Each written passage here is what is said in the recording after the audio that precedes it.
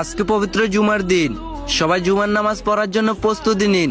জুমার নামাজ পড়ে আল্লাহর কাছে চাইবো দোয়া, আল্লাহ যেন সবার মা বাবাকে সুস্থ রাখেন। কি কমেন্টে লিখে যাবেন না আমিন?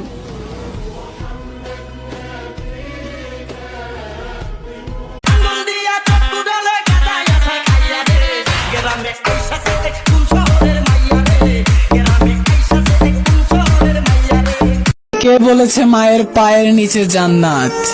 এই কে বলেছে মায়ের পায়ের নিচে জান্নাত? আরে মা তো পুরোটাই জান্নাত।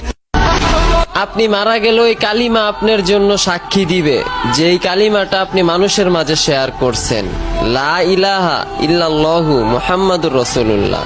তো ভাই, এটা কি আরো 3 জন মানুষের কাছে শেয়ার দিয়ে পাঠানো যাবে না? যেই জিনিসটা আপনি মারা গেলে আপনার জন্য সাক্ষী দিবে, কবরে আপনার লাঠি হয়ে আপনার পাশে দাঁড়াবে।